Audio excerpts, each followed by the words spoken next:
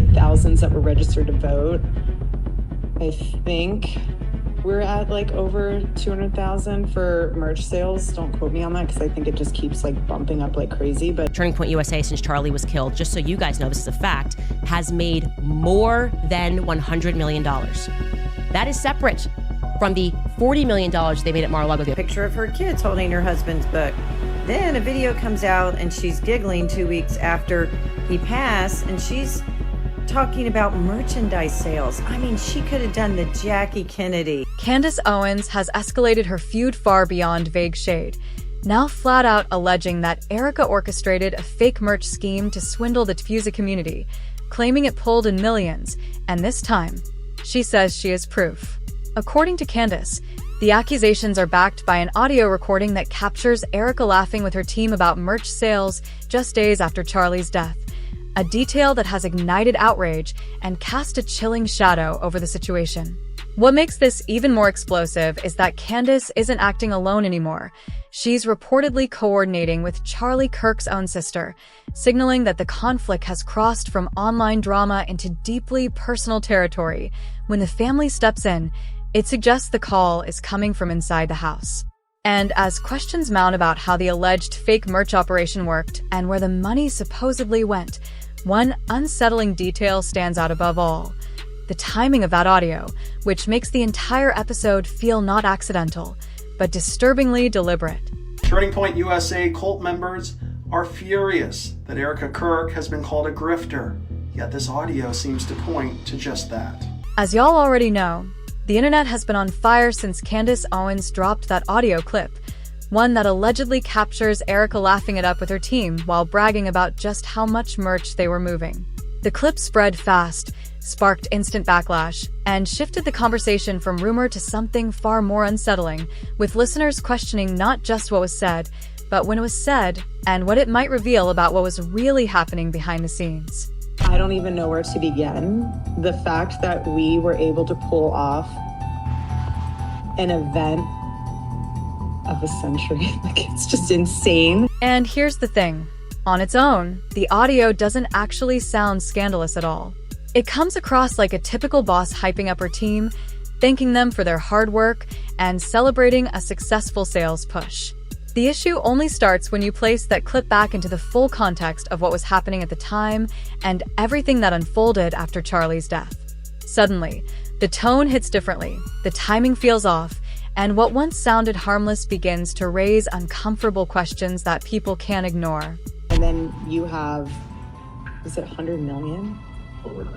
I think we're at like over 200,000 for merch sales. Don't quote me on that because I think it just keeps like bumping up like crazy. According to Candace, that audio came from a staff meeting held just days after Charlie's death, and while the recording alone raised eyebrows, the video that followed is what truly sent shockwaves online. In the footage, Erika is reportedly smiling ear to ear, repeatedly highlighting how well the merch sales were performing, a tone that many viewers found jarringly out of place given the circumstances. Once the clip hit the internet, it exploded, with TikTok users stitching, slowing it down, and dissecting every expression, zeroing in on her wide grin and apparent fixation on sales at a moment when critics say her focus should have been on her children and helping them navigate an unimaginable loss. Erika Kirk calling Charlie Kirk's funeral the event of the century in the new leaked audio that Candace Owens posted is crazy. Through all of this, Erika's remaining supporters fought hard to defend her, pushing back against the backlash. But even they seemed reluctant to say the quiet part out loud, that Candace may have been right all along about Erika's fixation on money. Across Twitter, hundreds of posts echoed the same criticism, accusing Erika of appearing less grief-stricken and more energized by the financial opportunities that followed her husband's death, a sentiment so widespread it hardly needed to be stated outright. What truly fueled the fire, though, was the resurfacing of old receipts that made it increasingly clear this wasn't an isolated moment, but a pattern Erika hadn't even tried to conceal. Candace Owens, for her part, claimed she wasn't surprised in the slightest by the allegations that Erika had been leveraging the loyalty of the TPUSA base for profit, insisting she'd been warning people about Erika's hunger for money long before the rest of the internet caught on.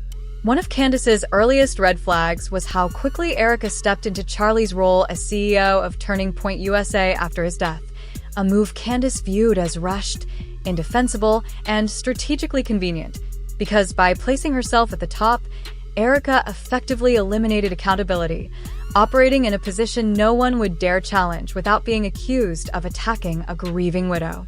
I think the mistake they made, and I've said on my podcast, she should have never become the CEO and chairman overnight. Because now when people have questions, you got to answer them, right? You're not just a grieving widow, but you very quickly decided that you were equipped to be Charlie. Well, guess what? That's going to be a trial by fire. Charlie had to go through it. It's painful. And so people are feeling like, hey, it's not fair to ask her any questions because her husband just died. But Candace says that was only the beginning.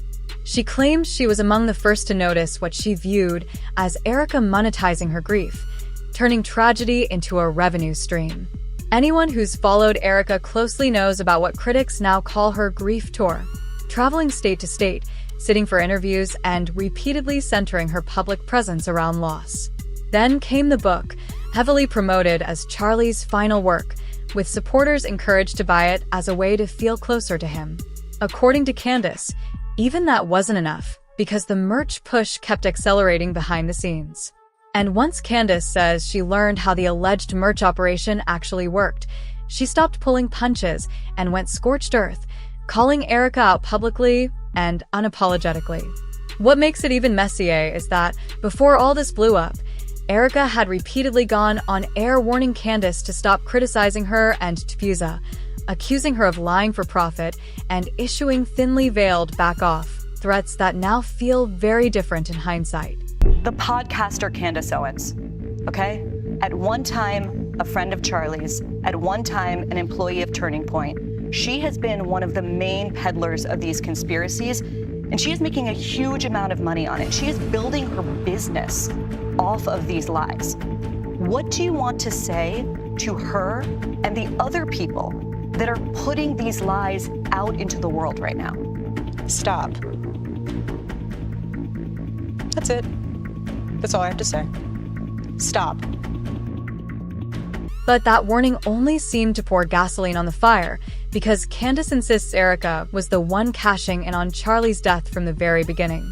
That's when Candace says she decided to fully lay out what she alleges was the merch scheme, claiming Erika placed merch sales above everything else while on tour. According to Candace, TPUSA had already pulled in over $100 million from merchandise alone, a staggering figure that, she argues, exposes just how central merch had become to the operation.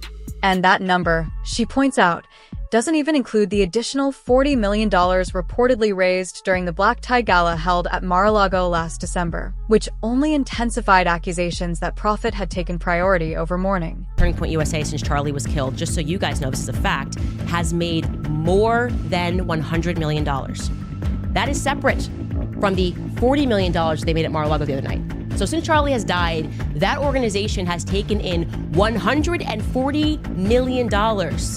But gosh darn you people that are making hundreds of dollars every day on YouTube. Erika is reportedly accused of charging up to $10,000 a plate for events with nearly 1,000 attendees. But critics say the situation took an even darker turn immediately after Charlie's death, when TPUSA allegedly released a memorial-style shirt the very next day, depicting Charlie with a raised fist alongside the phrase, "Here I am, Lord. Send me," followed by 5 more hero-themed shirts within a week, all of which sold out quickly. As outrage grew, reports also surfaced that Erika had set up a GoFundMe that allegedly pulled in over $6 million, prompting Candace to ask the question many supporters were already wondering. If nothing shady is happening, where is all this merch money actually going? Erika, however, stayed silent, even after video of her enthusiastically celebrating merch sales went viral, a silence that critics say spoke volumes, especially given her history of responding quickly when challenged. Now, with public goodwill fading and TPUSA loyalty reportedly cracking, the controversy has escalated further as Charlie's sister Mary stepped in, alleging that under Erika's leadership, the organization obscured its true financial intake, a claim seemingly reinforced when independent investigators noted missing tax and audit documents that allegedly disappeared months before Charlie's death. Around the same time, Erika took on a larger role. According to insiders, Charlie himself had grown suspicious and initiated a financial audit he never lived to see completed, which was allegedly abandoned after new leadership took over. But what reportedly pushed the family over the edge was Erika's reenactment of the tent where Charlie was shot, performed publicly and paired with paid photo opportunities, an act insiders describe as deeply disrespectful and profit-driven. Now, as more receipts circulate and questions multiply, Erika remains quiet, but the narrative has shifted. This is no longer just Candace Owens sounding the alarm. It's Charlie's own sister insisting the numbers don't add up. And once family starts pulling at financial threads, the story rarely ends at merch.